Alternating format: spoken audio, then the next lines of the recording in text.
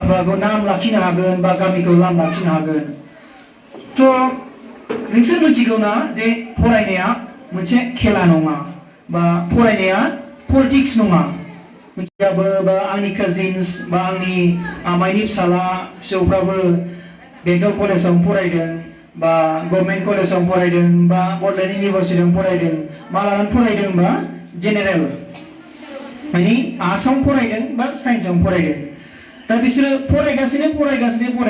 MA बो जोब्बाय बिए बो जोब्बाय खिन्थु साख्रि गैया मानि थाखाय साख्रि मोनाखै क्वालिटी माने गोग्गो सोलोंथाइ जायखौ नोंसोरो दानिफ्रायनो लासैनो नोंसोरो बेखौ सोदांलांनानै नोंसोरो इमप्रुभ खालामनानै नोंसोरो सासे क्वालिटी स्टुडेन्ट जानानै जोङो नेशनेल लेभेल बा स्टेट लेभेल बा इन्टारनेशनेल लेभेलाव नोङो कम्पिटिशन खालामनो हानाय जाहैनांगोन गावखौनो गाव नङाबा नोङो दा गामियावनो नोंसिनि बिदा फंबायखौ जाहाथे नुनाय बायदि नोंबो बिदि दाजा माने बिदि इयुनाव फिउचाराव बेबायदि बिसोर एम लायालासिनो फरायनानै एमए बिए पास जानानै ओरैनो गामियाव थानाय बा ओरैनो खामानि मावनाय आं बिदि बुङा जे बिसोरनाव नोंसोर बायदि गाइडेन्स मोनाखै जानो हागौ आवगाय बिसोरो जेब्ला बिसोरो एमए बिए फरायदों बा जेब्ला क्लास 10 फरायदोंमोन ओंखायनो दानिफ्रायनो नोंसोर जुदि गोसोआव साननानै जे आं माबा मोनसे जाथारगोन सोरबा बुंदोंमोन इन्जिनियार जागोन सोरबा बुंदोंमोन ल माने लयार जागोन दा नोंसोर साननांगोन आं लयार जानोब्ला आं मा साबजेक्टखौ लानांगोन 11 12 आव मिथिबायना आं जुदि मास्टार जानोब्ला नों मा साबजेक्टनि मास्टार जानो लुगैदों नों पलिटिकल साइन्सनि मास्टार जानो लुगैदों ना नोङो हिस्ट्रिनि मास्टार जानो लुगैदों ना नोङो जिअग्राफिनि मास्टार जानो लुगैदों ना नोङो फिलसफिनि प्रफेसर जानो लुगैदों बा नों दानिफ्रायनो नोङो बे साबजेक्टखौ लाफानानै 11 12 आवनो लाफानानै नोङो जुदि मोजाङै फरायोब्ला नोंनि थांखिखौ जुदि नोङो साक्सेसफुल खालामनो लुगैदोंबा दानिफ्रायनो नोङो 8 घन्टा फरायनांगोन 8 घन्टा 8 आवार्स मिथिबायना नों जुदि 8 आवार्स दानिफ्रायनो खस्थ' खालामनानै बे साबजेक्टखौ मोजाङै मोजां फरायलाङोबा नोङो 11 12 खौ मोजां रिजाल्ट खालामोबा ग्रेजुवेशनाव मोजां रिजाल्ट खालामोबा दानिया 11 12 नि उनावनो नोङो सासे एमए माबा एलपि स्कुलनि मास्टार बा पिजिटि मास्टार होनो दे पोस्ट ग्रेजुएट ट्रेनिं मास्टार होनो दा नों दानि क्लास 12 नि उनावनो नोङो बे भकेशनल कर्सखौ लानानै नोङो सासे एलपि एमइ हाई स्कुलनि मास्टार जानो हायो नोङो बिएमए फरायनांगौ दरखार गैया मिथिबायना नोङो क्लास 12 नि उनावनो टिस मुम्बाइ मिथिगौना मोनसे इनस्टिट्यूट दङ टाटा इनस्टिट्यूट अफ सशियेल साइन्सआवहाय डाइरेक्ट इन्टिग्रेटेड बिएड एमएड होयो डाइरेक्टनो मिथिबायना इन्टिग्रेटेड बिएड एमएड नों सासे टेटनि मास्टार जानोबा नोङो बिएड नांगौ नङा होमबा नोङो बिएडबो नांगोन नङा होमबा सासे एलपि स्कुलनि मास्टार जानोबा नोङो टेट पास जानांगोन तो टेट पास जानो थाखाय नोंनि इलिजिबिलिटि क्राइटेरिया मा जानांगोन नोङो बिएड नांथारगोन बा एमएड नांगोन तो ओंखायनो नों दानिफ्रायनो जुदि क्लास 12 पास जानाय लोगो लोगो नोङो जुदि बे कर्सखौ जुदि नोङो फरायनो हायोब्ला नोङो डाइरेक्ट बे लाइनाव जाहैखाबाय आरो ना तो नोङो बेबायदि कर्सखौ नागिरनांगोन सोंनांगोन जोंनाव सोंनांगोन बा आदामोनाव सोंनांगोन आदा जे आं बेबायदि जानो लुगैदों आं दानिफ्राय मा फरायनांगोन आं दा मोनसे बुंबाय नों लयार जानो लुगैदोंबा क्लास 12 नि उनावनो नोङो एलएलबि को जइन जानो हायो आरो नोङो इन्डियायावहाय मेल्ला मोजां भारताव मोजां ल इउनिभारसिटि दङ ल कलेज दङ ल स्कुल दङ जेरै एन्ट्रेन्स एग्जाम होनायनि उनावनो नोङो इन्डियानि टप ल स्कुल्स लाइक नालसार ल स्कुल ओमफ्राय ल इउनिभारसिटि दङ बेंगलर दङ दिल्लीयाव दङ आरो गुबुन जायगायाव दङ बेफोर मोजां कलेजेसफ्रा नों जुदि बाहाय नोङो हाबनानै जुदि फरायोब्ला नोङो ग्यारान्टि जे नों माबा मोनसे जाहैथारगोन आं बेखौ बुंनो हायो नोङो माबा मोनसे जाहैथारगोन नों जुदि नोंनि गावनि टारगेटआव थांथाराबाबो नोङो टारगेटनि खाथियाव एटलिस्ट नों सहैगोन आं बेखौ ग्यारान्टि होनो हायो आरोना तो नोंसोर दा साननांगोन आं गामियावल' थानानै फरायबा जानाय नङा आङो क'क्राझाराव थानानै फरायबाल' जानाय नङा बा आं गुवाहाटीयाव थानानै फरायबाल' जानाय नङा ओंखायनो आङो पुरा भारतखौनो एक्सप्लर खालामनांगोन नों गोजान थांनानै नोङो बेलेग स्टेटनिफ्राय बा बेलेग हादरनिफ्राय गुबुन स्टुडेन्टसफोर फैनायजों नोङो ज' जानानै बिसोरनि आइडिया नोंनि आइडिया बिसोरनि फरायनायनि कालचार बिसोरनि जानायनि कालचार बा बिसोरनि एजुकेशननि कालचारखौ नों दानिफ्रायनो जुदि मिथिनानै बिसोरजों ज' फरायोबा नोंनि साननाय हनाया गासिबो बिराद गुवार जागोन आरोना मिथिबायना नोंनि गामिनि साननाय बा नोंनो हजों बेंगलर दिल्लीयाव फरायनानै नोंनि साननाया बिराद बिराद डिफारेन्स जागोन आरोना आं बेखौ गारन्टि होनो हायो नोंसोर दा नोंनि लोगोफ्राथ' गामिनिफ्राय नङा मा लोगोफ्रा नोङो जों दा क'क्राझार थांबाय नोङो क्लास 11 12 फरायनो दा नोंनि लोगोफ्रा गामिनिफ्रायनो बयबो गामिनिफ्राय गसाइगाव बा खाथि खाथि गामिनिफ्राय मानसिफ्रा फैगोन थ' बिसोरनि साननायाबो एसे लिमिटेड मिथिबायना क'क्राझाराव थानायफ्राबो एसे लिमिटेड जागोन नों जुदि गुवाहाटी थाङोब्ला बा अल ओभार डिस्ट्रिक्टनि मानसिफोर फैगोन गुवाहाटीयावहाय थ' नोंनि साननाया एसे बारायगोन नों जुदि आउट अफ आसाम थाङोब्ला नोंनि साननाया एसे गुवारसिन जागोन आरो जुदि नों आउट अफ आसाम थानायनि उनावहाय नोङो दिल्लीफ्राव थांनानै दिल्लीनिफ्राय नों जुदि बाहेरायाव थांनो लुगैदोंबा माने गुबुन हादराव जे जार्मानी बा साउथ करिया बा आमेरिका बा इंलेन्डआव थांनो लुगैदोंबा नोंनि साननाया कम्पिटिशना पुरा दुनियाजोंसो जागोन बयबो माने सबसे बेस्ट टू बेस्ट आरोना साबसिननिफ्राय हामसिनसो जागोन नोंनि कम्पिटिशना ओंखायनो आं नोंसोरखौ बुङो दानिफ्रायनो मेगन मेसेरनानै 8 घन्टा फराय आरो गिदिरफोर नोंसिनि बिमा बिफा आइ आफा नोंनि बिदा फंबायमोनखौ नोंसोरो रेसपेक्ट होनो सोलों आरो मोनसे जाहैबाय क्वालिटी जोंनो क्वालिटीसो नांगौ नट क्वान्टिटी माने जोंनो बुरजा मानसिखौ नाङा जोंनो जे गासिबो एमए बिए पास जानानै गासिबो बुरजाखौ नाङा जोंनो खिन्थु जोंनो नांगौ सासे सानै मोजां एमए बिए पास जानानै क्वालिटी गोनां गोग्गो सोलोंथाइ मोननानै जे नेशनेल बा इन्टारनेशनेल लेभेलजों कम्पिट खालामनो हानाय बा जुजिनो हानाय बिदि मानसिसो नांगौ जोंनो मिथिबायना थ' नोंसोर साननांगोन जे आङो दानिफ्रायनो बे टारगेटखौ लानानै मोजाङै मोजां फरायनानै आङो स्टेट लेभेल नेशनेल लेभेल बा इन्टारनेशनेल लेभेलजों कम्पिट खालामनो हानाय सोलोंथाइ लानानै आं जागोन सासे मानसि आरो आङो ल' बा सासे एडभकेट बा सुप्रिम कर्टनि जाज बा नोङो सासे मोजां इउनिभार्सिटि जेरै Indian institute of technology IIT नि प्रफेसर जानो लुगैदोंबा बा नोङो तेजपुर इउनिभार्सिटि प्रफेसर जानो लुगैदोंबा बा गुवाहाटी इउनिभार्सिटिनि प्रफेसर जानो लुगैदोंबा बा बड'लेण्ड इउनिभार्सिटिनि प्रफेसर जानो लुगैदोंबा दानिफ्रायनो नोङो बे गोग्गो सोलोंथाइखौ लानानै नोङो फकास खालामनांगोन बा नोंनियाव डिटारमिनेशन थानांगोन जे आं बेखौ बानायथारनो हागोन बा जुजिथारनांगोन नोङो 8 घन्टा फरायनानैबाबो मिथिबायना ओंखायनो आं दानि क्लास 10 पास जानाय स्टुडेन्टसफोरखौ खावलायो जे नोंसोर दानिफ्रायनो मेगन मेसेरनानै 8 घन्टा फरायनायखौ सेस्था खालाम मिथिबायना नोंसोर गेलेबो नोंसोर बाहेरायावबो बेराय खिन्थु नोंसोरो बे ससियेल मिडियाखौ मोजाङै मोजां इउज खालाम जेरै नों फेसबुक ना गुगल इन्स्टाग्राम बेवहाय नोंसोरो गावनि बेसेन गोसा टाइमखौ हगारालासे दानिफ्राय नोंसोरो 8 घन्टा जुदि नों 24 आवार्स दं गैया मा 24 घन्टा गैया मा जोंनावहाय सानसेयाव नङा होमबा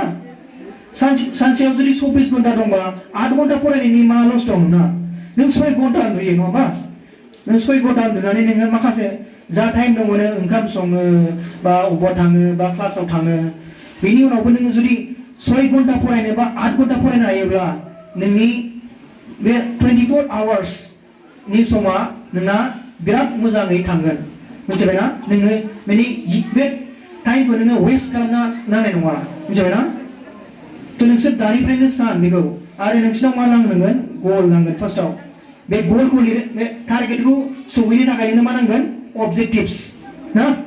अबजेक्टिभ्सआ मा जानांगोन जे आं दिनै बेखौ मावगोन गाबोन बेखौ मावगोन बै मासाव बेखौ मावगोन बे बोसोरनि उनाव बैखौ मावगोन बिदि थानांगोन अबजेक्टिभ्सआ मिथिबायना बिनि उनाव मा जानांगोन ना बे अबजेक्टिभ्सखौ नोङो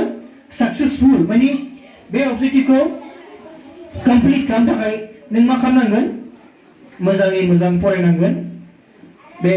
प्रफेसरफोर जा नलेज होगोन क्लासाव बेखौ मोजाङै मोजां नोट्स लानांगोन आरो नोंनि लोगोनि फ्रेन्ड सार्कोल जे नोंनि लोगो नोंनि रुममेट बा नोंनि थाफानाय लोगो बिसोरो मोजां जानांगोन मिथिबाय होनब्लासो नोङो नोंनि फरायनायखौ नोङो मोनसे टारगेट लानानै फकास खालामनो हागोन आरोना थ' नोंसोर साननानै नाय लोगोआबो मोजां जानांगोन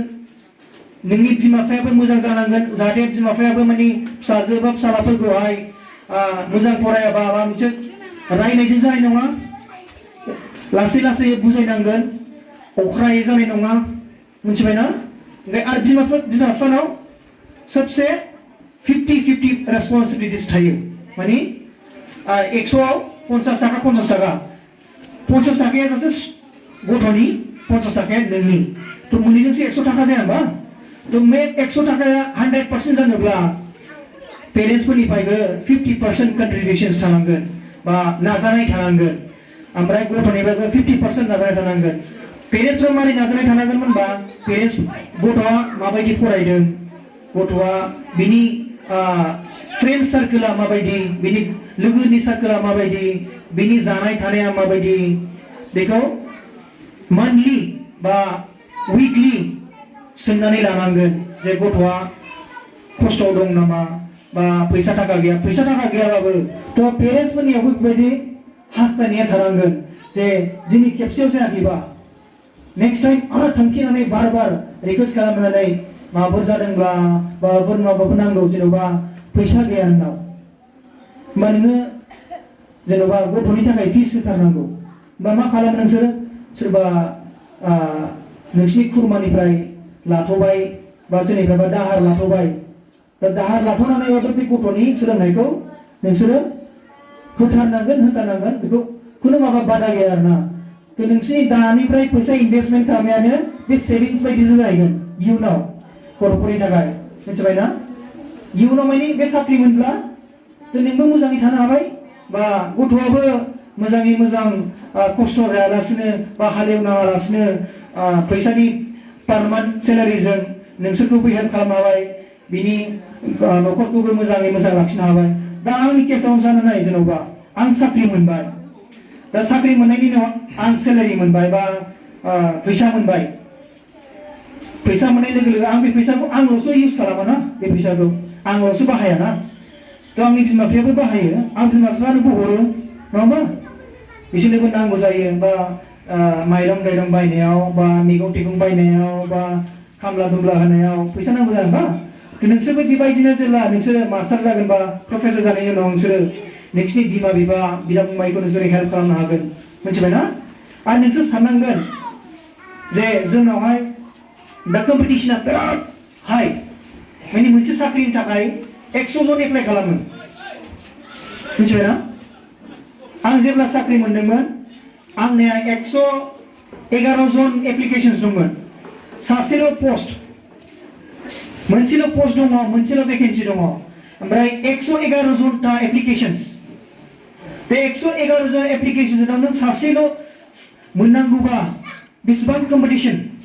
मिथिबायना थ' नों माब्रै बे 100 जननि गेजेराव 111 जननि गेजेराव नों माब्रै साबसिन हामसिन जानो हागोन नों प्रिपारेसन लानांगोन दानिफ्रायनो प्रिपारेसन लायोबासो नोङो बेसोरजों कमप्लिट खालामनो हागोन थ' 111 जनाव आं सेलेक्ट जाबाय दा सेलेक्ट जानाय लोगो लोगो आं सानबाय माने जे 111 जननियावहाय आंनो सबसे साबसिन हामसिन जेनेबा आंनो बे माबाखौ इन्टारभिउ बा रिटन टेस्ट बेखौ क्लियार खालामनानै पास खालामनो हादों नोंसोर आंबो बेबायदिनो नोंसोरो जेब्ला मेट्रिक पास जादोंमोन होनब्ला आंबो 8 घन्टा फरायदोंमोन आंना मेट्रिकआ बिमान माबा हाइ फाइबो नङामोन आं 70% मोननानै मेट्रिकखौ पास खालामदों मिथिबायना थ' आंनिफ्राय बिराद मोजां रिजाल्ट मोननाय दंमोन आंनि गामियावनो 84% मोननाय दंमोन मिथिबायना नों साननो नाङा जे नों दा मेट्रिकआवहाय 60% बा 70%ल' मोननानै नोङो दुखु जानो नाङा मिथिबायना बे मेट्रिकआ जास्ट दरजा गेवजेनायल' मिथिबायना बे मेट्रिक रिजाल्टआ जास्ट दरजा गेवजेनायल' बे दरजाखौ जोखावजेननायाव बिराद बुरजा दरजा ओंखारबावगोन मिथिबायना नोंनि लाइफआव नोंनि जर्नियाव इयुनाव बिराद बुरजा दरजा ओंखारगोन बे मोनफा दरजाखौ जोखावनानै नोङो जुदि लास्ट दरजासिम थांनो हायोब्ला नोङो सासे गिदिर मानसि जानो हागोन बा नोंनि जा थांखि दंमोन बेयो साक्सेसफुल जागोन ओंखायनो गोसोआव ला जे बे मेट्रिक फाइनालानो नोंनि लास्ट एन्ड फाइनाल नङा बेयो जास्ट द बिगिनिं मिथिबायना इट इज जास्ट द बिगिनिं माने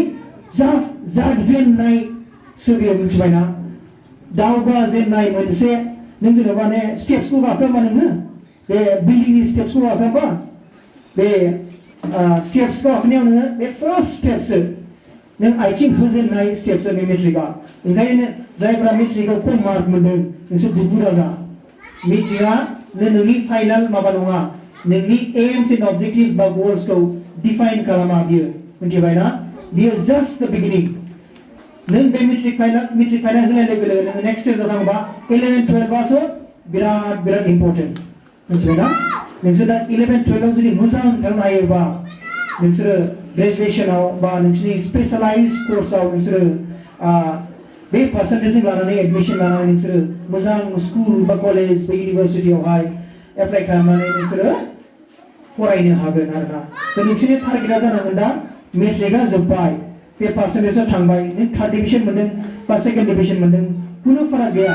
मिथिबायना मेट्रिकआ जोब्बाय नों जोब्बाय नों बेखौ जोबनानै साननानै ला नों फार्स्ट डिभिजन मोनदों जाबाय खिन्थु दा नोंना नेक्स्ट स्टेपआ जाहैबाय मेगन नेसनानै 11 12 को मोजां रिजाल्ट लाखिनानै माबा मोनसे प्रोफेशनल कोर्स सोरबा बुंदोंमोन ना नार्सिं ना नार्सिं फरायनो थाखाय मा नांगौ बीएससी नार्सिंबो दं मिथिबायना आरो जेनेरेल नार्सिंबो दं नों बीएससी नार्सिंखौ AIIMS all India institute of medical sciences बे टप इन्डियानि टप आरोना बाहाय फरायनो मोनब्ला नोंनि साख्रिया पाक्का आं गोरोन्थि होनो हायो आरोना नों बेबायदि कलेजाव फरायनो हायोबाथाय नोङो नार्स जाथारगोन कि जाथारगोन आरो नों मोजां सेलारि मोननानै मोजां बेथन मोननानै नोङो मोजां इनस्टिट्यूटफ्रावहाय खामानि मावनो हागोन मिथिबायना नोंसोर सोंनानै ला आंनावबो सोंनो हागोन जोंनि ससाइटियाव जोंनि गामि ओनसोलावहाय मिथिनो मोनो जे मानसिफ्रा एसे लाजियो ना सोरबा फरायनोबाथाय थांनानै रायलायहैनो लाजियो बा सोंहैनो लाजियो बा साजेसन लानो लाजियो खिन्थु बिदि जानो नाङा लाजिनायखौ गारनानैबाबो बिमा बिफा बा स्टुडेन्टसफ्रा थांनानै सोंहैनांगौ दा जोंनि गामियाव नाय बिराद बर'फोर दङ खिन्थु बर'फ्रा फैया नेपालिफ्रासो फैयो मिथिबायना नेपालिफ्रासो न' माला फैगोन आदाया खबर लाबाय थायो जेब्ला फैनाय लोगो लोगो फुङावनो नेपालिफ्रा खारबोगोन आं बिदि फरायनो सानदों दा मा खालामबा मोजां जागोन बिसोर सोङो आरोना थ' आं डाइरेक्ट बुंनो हायो मानो होनबा आंना एक्सपिरियेन्स दं ने मा कर्स फरायबा मा जानो हागोन बे मा साबजेक्ट लाबा मा जाहैनो हागोन आं डाइरेक्ट बुंनो हायो सासे एक्सपिरियेन्स पार्सनासो बे खोथाखौ बुंनो हायो मिथिबायना जायफ्रा एक्सपिरियेन्स गैया प्रेक्टिकल एक्सपिरियेन्स गैयाबा बे बुंनो हाया आं दा जापान साउथ करिया जार्मानी बेफोर कान्ट्रियाव थांना फैखांबाय आङो बेफोर हादराव दा आं बिसिनि फरायनाय बिसिनि जानाय लोंनायखौबो मिथिगौ बुजिगौ आरो नायनानै फैबाय मिथिनानैबो फैबाय बिसोर मा खालामो मा फरायो मायो आं बेखौ सबकुछ मिथिजोबो दा नोंसोर सोरबा जुदि जार्मानी बा साउथ करियाव फरायनो लुबैदोंबा आंनावनो साजेसन लानो हागोन आङो डाइरेक्ट होनो हागोन नोंखौ जे नोङो जापानाव थाङोब्ला मा कर्स दङ ओमफ्राय मा स्कलारशिप दङ आजिखालिथ' स्कलारशिपआ मेरला जाबाय दा सोरबा सिंगल गर्ल चाइल्डनि स्कलारशिप दङ माने सासे हिनजावसा जुदि नोंनि न'खराव सासेल' हिनजावसा दंबा बेनिबो स्कलारशिप दङ मिथिबायना नोंसोर मिथियाबो जानो हागौ ओमफ्राय दा मेट्रिक पास जानाय लोगो लोगो नोंसोरो पस्ट मेट्रिक स्कलारशिप मोनगोन गभर्नमेन्टनिफ्राय बियो 4,000 ना 5,000 मासाव ज' होयो बोसोरावहाय खिन्थु 4,000 ना 5,000 गोलैयो मासाव मिथिबायना थ' नोंसोर बेजोंनो आरामसे लेखा बायनो हायो बा अबावबा फरिखा हैनोबा बे फैसाखौनो इउज खालामनो हायो मिथिबायना थ' बिराद स्कलारशिप दङ नोंसोर फरायनाय गोसोखौ गारनो नाङा आरो न'खराव जुदि दावराव दावसि जानांबाबो बिसिनि दावराव दावसि जाबाय थाथों नों मोजां फरायबाय थाथों नोंसिनि एमआ जानांगोन फरायनाय खालि फरायनाय खुनु बाइक लानानै बेरायनाय बा सोरबा सेंग्रा सिख्लाजों बेरायनाय बिदि जानो नाङा टारगेटआ अनलि फरायनाय आं जेब्ला फरायदोंमोन आं रावजोंबो बेरायाखैमोन आं अनलि फरायदोंमोन आरोना मिथिबायना फरायनायजों लोगोसे आं गेलेदोंमोनबो फुटबलबो गेलेयोमोन आङो थ' मानसिनि हेल्थखौ मोजां लाखिनो थाखाय नोङो खेला दुलाबो गेलेनांगोन हेल्थ इज वेल्थ राइट माने नोंनि देहा मोजाङानो फैसा बायदि वेल्थ माने बे नोंनि सम्पति मिथिबायना देहायानो सम्पति आरो फरायनायाबो सम्पति मिथिबायना नों दा फरायगासिनो फैसा गारगासिनो खिन्थु नों इयुनाव बे फैसाखौ मोनफिननो थाखाय साख्रि नांगोन बा मोनसे खामानि मावनांगोन थ' नों बेखौ फैसाखौ मोनफिनजोबगोन आरोना डाबल मोनफिनगोन नोङो सेभिंसो बेफोरो मिथिबायना थ' आं बारा खोथाखौ बुंला बिराद खोथा दं बुंनो आंनि एक्सपिरियेन्सै बा आंनि मोनथिनाय आंनि लोगोफोरनि एक्सपिरियेन्सै बिराद खोथा दं बुंनो खिन्थु समाबो दिनै बारा माबा गैया थ' आं बे सुंद' बिबुंथिजोंनो आं बयखौबो बे गामिनि आइ आफा बिदा फंबाय बा स्टुडेन्टसफोरखौ आंनि हामलायनायखौ बावहरनानै बेयावनो आं सुंद' गुजुनायखौ फोजोबनाय जाबाय थेंक इउ